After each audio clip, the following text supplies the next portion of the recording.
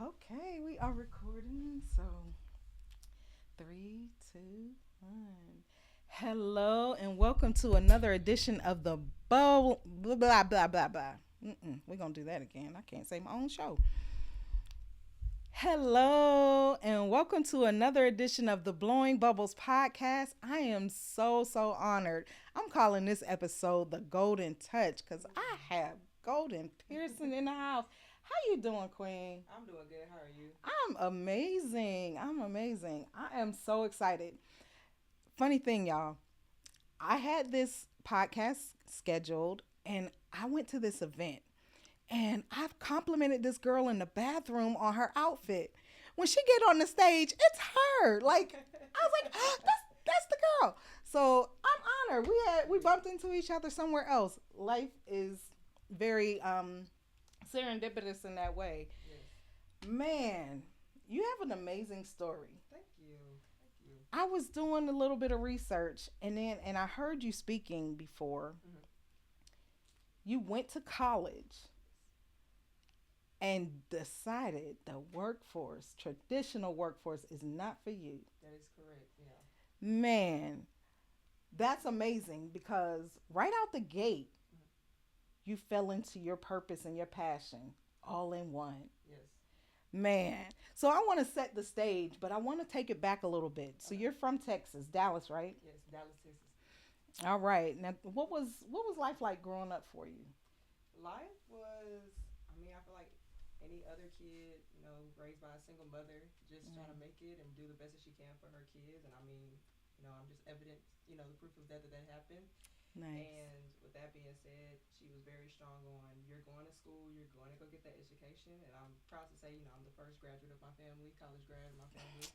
So, she was just a mom trying to make her way. And I had a love of fashion ever since. So, with that being said, it's just pushed me forward to I feel like my purpose of life, which is what I do today. Wow, I had to blow bubbles on that. Shout out to the single mom who kept. How many children does your mother have? To She kept those kids on track. yes, She instilled those values, and bam, we have a college graduate. I love it. I love it because that's not everybody's story. that's correct. And I mean, I had times where I could have, you know, did some things I didn't have no business do, or go the other route. But I put that on God. He just had his hand over my life the entire time. So he knew what he saw in me, what he instilled in me, and in order to obtain it, he felt like I was worthy of obtaining it. So he came with some discipline. I'm not gonna say I was the golden child the whole time. I was still a kid. I Like got that into play my on trouble. words. Yeah, I got Hey. into my trouble, but it all just shaped me to the person I am today. So Nice, nice, nice. And what was the, you say you got into your trouble. What was mhm. one of the biggest challenges you had to overcome to get where you are today? I would say I'm my biggest critic. So I would say my own Mm. mental is probably the biggest thing. Words from other people, they get to me, but not as much as how I view myself. And sometimes I'll look at situations that I reacted on and be like, I didn't fall short of other people. I fell short of myself. So I'm Mm. my biggest critic, and I think that's the biggest thing of overcoming that I'm still learning to overcome to this day is overcoming and just taking life day by day. Like I don't have to have everything figured out. I don't have to have everything planned. Just some days it's okay to wake up and just go with the flow. That's a challenge for a lot of people. I coach women, and a lot of people have that projection of perfection, Mm-hmm. and it stalls you. It can hinder you from even putting one foot in front of the other because you have to have all the answers. You have to know how to do it perfectly. You have to see the end, and it's like I don't think like that, and Yeah. I would never get anywhere. So I commend you for working through that. That's a big thing. And then negative self talk. A lot of people fall from that. Right. That trait can crumble the strongest individual because I can tell you something and you don't fall for it. But if you tell yourself, Mm-hmm. whoo, do you have to? How often does that surface? The maybe the self doubt or the things that you tell yourself that aren't really serving you. I will, if I'm being transparent, I probably do it every day. Oh, just because wow. every day brings new obstacles that sometimes I'm just like, maybe this is a little bit too big for me. Maybe I'm not where I want to be. Perfect example was just this past month when I did the All Star Weekend, WNBA All Star Weekend in Phoenix, and the team that brought me out WNBA. there pretty much was there. I mean, I'm not gonna say better than me, but on a different pedestal that I felt like I wasn't worthy of yet. Being Mm. 23, just getting to WNBA styling a little bit over a year ago, I was like, I'm with heavy hitters who sit alongside Asia Wilson, who have assist style Cardi B. Like, I'm not supposed to be here just yet, and I They as a call that the imposter man, syndrome. and it was hitting me when I did my first ever panel, and I was able to talk to Sydney Colson. Shout out to that's Auntie right there, and she simply just told me like, are you in the room with them? I'm like, yeah, I'm in the room with them. She's like, are you Period. working with them? I was like, yeah, I'm working with them. She was like, okay, then, so you're where you're supposed to be. She was like, regardless of what they think you're supposed to be or where everyone else feels like you're supposed to be, you're supposed to be here. Like, your work speaks for itself, your Mm. talent speaks for itself. But she was like, don't ever doubt yourself. And I also feel like sometimes we doubt ourselves because maybe sometimes we look at other people and be like, I'm not there yet. But to them in their eyes, you'll be surprised that you're where they want to They're be. admiring you. Yeah. So it's Yes. just one of them things Yes. that it gets it's in my head every day, but I don't try to put as much attention to it. I rather put attention to the experience of what I'm doing or to my actual talent. Because if I give that energy, then I could fall victim of actually believing it. Absolutely. Absolutely. Shout out to a sister not allowing you to stay in that space and encouraging you. Because in the competitive field, especially at a high level, Mm-hmm. everybody won't be as kind and encouraging. So shout out to her. Yeah. What's her name again? Sydney Colson. Come on, Sydney Yeah, she Colson. plays for the Las Vegas Aces. Man, that's dope. That's dope. Love it, Sydney. Las Vegas is my second home. Really? It Man, is. it's hot out there. It is. I like the heat. I'm from Wakanda, so Oh no. I I like can't the do it. heat. I lived there for 7 years before I moved here, Okay. so that's home. I go back about 4 or 5 times a year. Wow. No, being in Yeah. Phoenix, I felt like someone pushed 350 on the oven and just let it just stay still like that for the whole day. But see, Dallas, Texas is hot and humid. But we have breeze, so it's like we actually feel that some a little bit of AC. It A may little bit. just a little bit, Just a little depending on where you bit. are. But that still heat that Phoenix has was Yeah, that desert, it is a different heat. yeah. That it's dry, so you're not gonna sweat. You're just gonna be hot. Yeah, you're just hot. Like it's just like get me out of here, please. Yes, yes, yes. Now, you, I want you to take us through how you got to working with WNBA players. It's an interesting story, y'all. This is now let me tell you something. When the spirit is speaking to you and driving you to do something you don't necessarily want to do, Yes. you better listen. You're going to listen. So, tell us a story about what led you to that initial connection to working with WNBA players. So like I said, I graduated with a bachelor's of science from fashion merchandise, and I did not want to work corporate. I didn't want to work for somebody. I mean, at the time, I wanted the money, but deep down, I was like, I started my own business at 19. I want to see how far this goes past college. Mm. So with that being said, I just started content creating, and since I, of course, graduated college, I had enough free time to take it serious.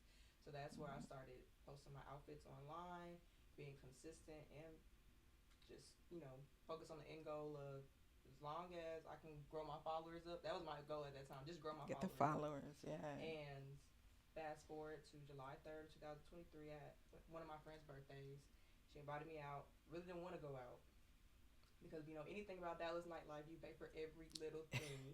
You will be paying for every little thing. So just really wasn't in the spirit to really go out. Didn't really feel deserving because I was like, why am I going out celebrating and spending all this money if I don't really need to? Like, Mm. I'm not really doing nothing right now. I'm still trying to figure out life.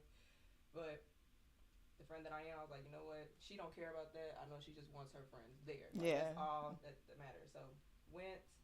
DJ called out. We got WNBA Dallas Wings in the building, and I was like, The worst they can tell me is no. Like I literally said this to myself. I was like, the worst they can tell me is no. The worst they can tell you is I no. mean, they can put it in different ways, but a no is just Yeah, a a no. no is a no. So I looked up at my friend and I was like, I'm gonna be right back. And she was like, okay. So I walked over there. I introduced myself to Enrique, and she was like, you know, thank you, but I'm good. I don't, I can do this myself, and she can. Enrique is fly all the time, 24/7, and she introduced me to her teammates, which is Kalani Brown and Tierra McCowan, and they knew me from TikTok. They knew me from my content. So, I was happy that I kept my content serious because that's where they knew me from. So, got contact information. They said they'll let me know. The next day, July 4th, they reached out. Both of them said, like, we want you for the second half of this season. And Ooh. I really got to do my big one for the playoffs. That kind of put me on the mark, like, okay, who is this? Who's styling them? Because this was just a shift. This is a big shift that no one expected from them. So Yeah. from there, it continued. The ball kept rolling to where I've worked with Isabel Harrison, Joyner Holmes, assist out for Asia Wilson, Sydney Colson, Jackie Young, Alicia Gray. Like the list goes on. So all from one simple night at the club that I did not want to go to the club at all. Listen, so many people can't see past their current circumstances and they lose hope. Yes. And you said, I'm just going to take my content seriously. Yep. That's all I had at the moment to really bring to myself besides my business, my boutique at the time that I started in college. So I still have that income coming through, but besides that, I was like, I need to focus on something, and I love this. I went to school for it, so I better have some interest in it, Right. and that that just helped. That just played a big part of it. Oh my goodness. I I just love the story. It's so inspirational. Um you knew that you didn't want a traditional job. You knew what your passion was and you were going to turn your passion into your profession. Correct. And you didn't give up even though you didn't have the answers. I want to keep reiterating that because so many people, when I especially when I'm coaching, so many people are frustrated and in despair because they just don't have the answers, and you don't have to have the answers. Just do the work. Yes. Do the work. And when the people looked her up, they knew her from, well, they knew her from TikTok because she was just doing the videos. Social media is free, guys. Man, that is so amazing. Thank you. Another thing that I like to say is, sometimes Christ will qualify you in places that you don't feel qualified for, and that was like the biggest thing for me. You couldn't tell me when I walked up to him that I felt qualified to style, not just WNBA clients or WNBA players, but 6'7". My first ever clients are 6'7" girls. So with that being said, I didn't feel qualified, but however, God knew Because what He that's was. a different, you got to have a different level of perspective Right. to see what would complement that frame. Correct. Uh, Definitely. But you got a whole gift. man, thank you. Shout out to God for that one. Ooh. He saw what was in me and entrusted me with the talent. And that's another thing. He didn't just entrust you that you're gonna go for it. So he entrusted me with it, and I kept having faith, and here we are. The ball's been Oh rolling since. man, I'm not gonna cry. That is so beautiful. I love it. I love it. And 1 year, just barely 1 year in, and you are ever expanding and growing. Yes. How do you plan for this expansion now? How does the scale work now? I'm still learning the answers for that. I mean, people hit you up left and right to want to work with you, to try to expand you, and you just have to keep taking that risk, honestly, because you don't know what can take you to that next level. And don't be scared to, well, what if this doesn't work out? Or what if, I get here and this doesn't go, you don't have time to worry about that. Like everything has its purpose of why it's happening. So maybe, yes, this was supposed to work out for this ever reason, but it taught you this. So Period. at this point right now, it's just taking wins and losses at the same time, and knowing that they're all have its purpose at the end. I may not know what that purpose is, but the goal is to grow. So. Have you ever considered doing education in this space, like creating kind of an academy of stylists teaching others the business of Mm-hmm. styling. Have you considered something like that? Definitely have thought about it. I would say I don't know necessarily the teaching aspect. Probably, probably when I get a few more notches underneath my belt, maybe having some mentees under me and being Mm. somebody's mentor or doing that. I just haven't really focused on that. Let me say it's not a part of my journey, but I haven't really focused on it because I still feel like I have a few accolades that I need to achieve in order to tell somebody. Because fun fact about being a stylist, you're learning every time you're on set, every time you're with a new client, you learn something new, how to do something. And you can even talk to stylists who've probably been doing this for 10 years, they still are learning. Mm-hmm. Like it's not a job that you get to a point and you maxed out on all the knowledge. Like Yeah, as long yeah. as fashion keeps growing, fashion keeps continuing to evolve, we as stylists continue to evolve as well. So it's just a learning progress. Nice. Now, is there a community for stylists? Like, so I'm a carpenter by trade, and Mm-hmm. I'm a union carpenter, so I'm always thinking like organization. Is there a type of organization for stylists, like in a stylist association? I don't. I wouldn't be surprised if there is. I'll say that I don't think there's actually a true organization out there. There may just be. I've never looked into it. What I feel like how stylists get together on different things is just for projects. Mm. Or you would have stylists who need assist styling, and then they'll have their team from there, and they'll take people underneath their wings and grow them to where they think they should be. But I don't know if no ground founded stylist organization that's out there. Got you. Now, you've said a couple times you wanted some more accolades, and you don't Mm-hmm. feel like you have enough accolades to do blah blah blah. Y'all, she been in Vogue. She's slipping over here and being humble, humble, humble. No. Vogue Sports, Mm-hmm. correct? That's correct. Vogue, in and of itself, that brand Right. is generations deep Correct. in the fashion industry. So, any subsidiary of that brand Mm-hmm. is an accolade for the stars. Right. How did that happen? I mean, me and you both trying to figure that out. How that happened, honestly, was just one of them days getting back into this new season of WNBA current season and styled my clients per usual. Then the next day, I got a text. I think it was from Madi, who is Asia Wilson's stylist. She contacted me and was like, "Hey, I don't know if you've seen this, but you're in the top 10 fits on Vogue." And I'm like, "Huh?" Like, opened it, sent the link, and I was like, "Oh my gosh, you made it to Vogue! Like, we made it to Ah, Vogue!" So it was one of them moments. Like, I was surprised myself. Like, we did it. Like, we did a little bit of it. Like, we're getting there. that's a lot. That's Yeah. not a little bit. That's a lot. That's amazing. And congratulations on Thank that. you. Now, how does it work for an individual that wants to work with you for, let's say, I want to be styled? Okay. How does that work?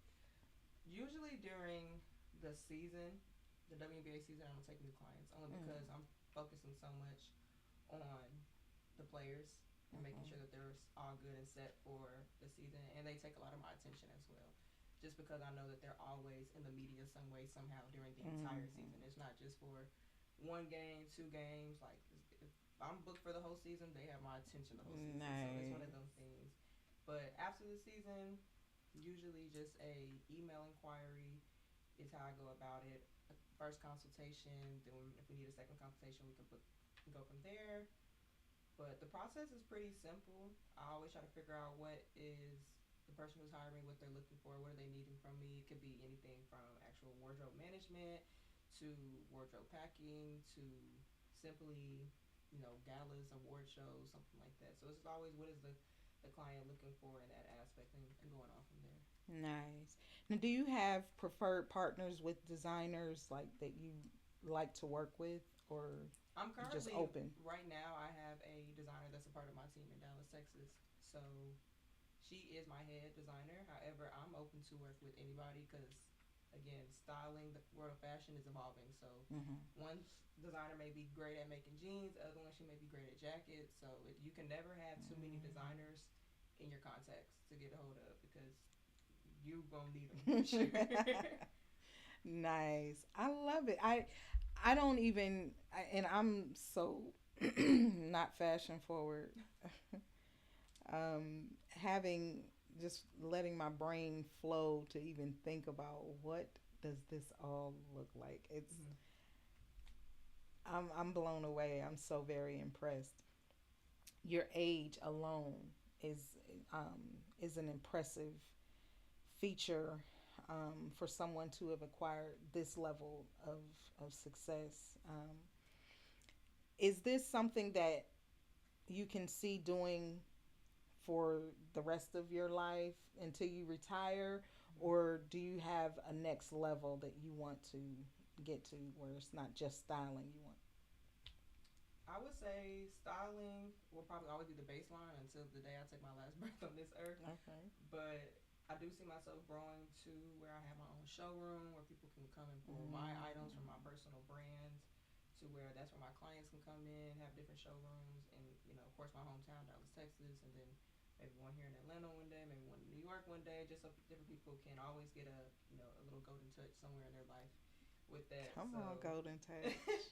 it definitely grows beyond to where even with styling, I would love to one day just have one artist maybe that I work with, like one big artist, and I'm just their stylist for a tour. Mm. That's what I love about being a stylist is it's just different avenues. You can do commercial styling, artist styling, athletic styling. So it just has so many ventures that I want to dabble all into. Nice. Now, what do you say to a young lady or a young, could be a boy too, who's really interested in fashion and they may not know where to go? Mm-hmm. Um, what kinds of things would you say to encourage someone to be more intentional with their path if this is what they're going to end up doing? Again, the worst thing someone can say is no, but you have to understand that anything you do comes with sacrifices. So Mm. for me, I was missing out on a lot of times of partying, going out, just because, again, I was intentional with what I wanted. If you're not intentional about this, this is a field where the next best wins. So if you Ooh. slack, someone else is coming right up and just as hungry, taking it every time. So you have to be intentional, and you have to always put your best foot forward, and know that you'll probably be giving more in this industry than receiving. And one day you'll get your flowers. That's what I would say. Just one day get your flowers, but for the most part, just go for it and go for it hard.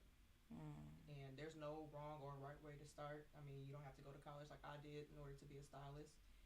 You don't have to assist underneath somebody.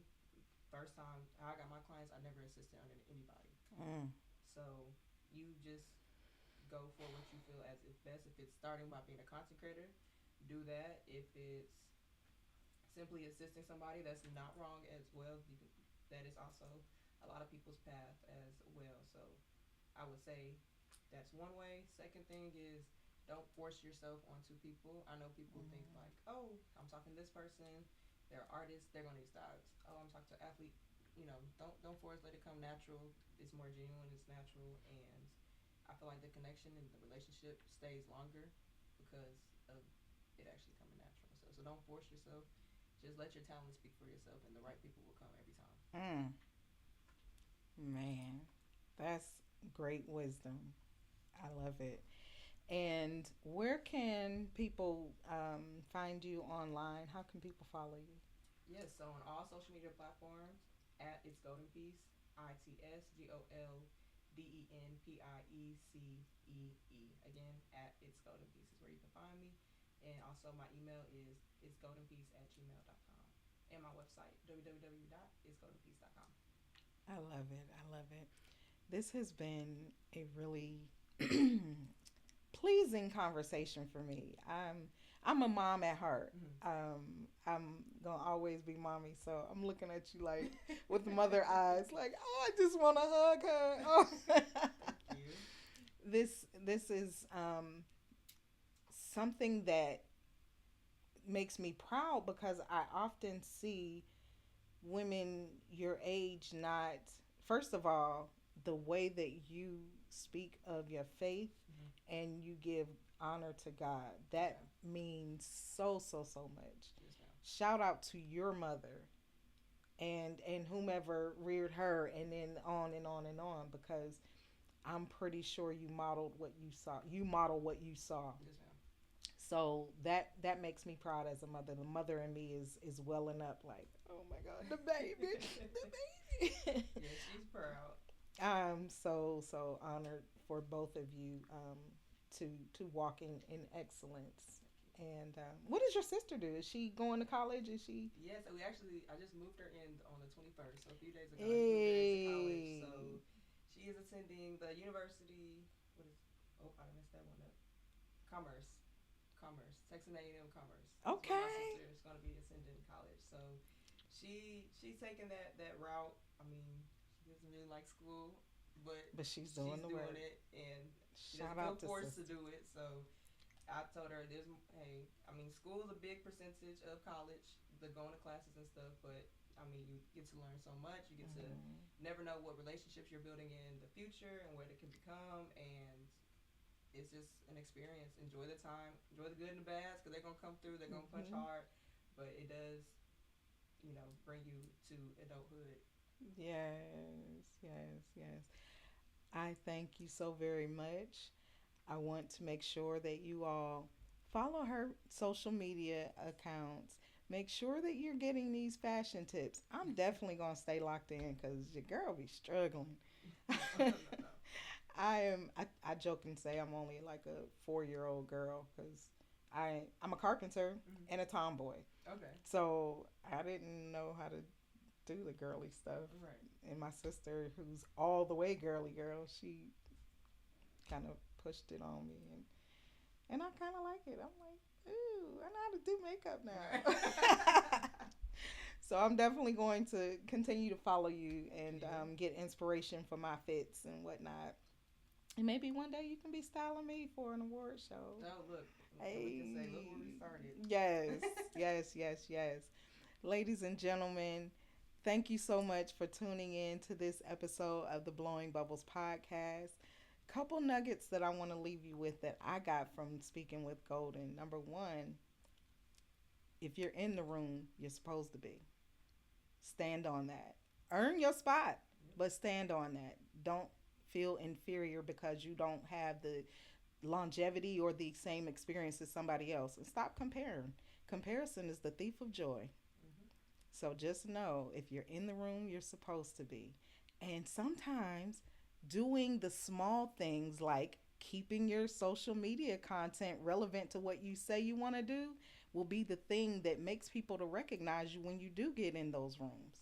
So make sure you're ready. Be ye ready. All right. Again, thank you so much, Golden. Thank you for having me. I am going to sign off by saying stay poppin'.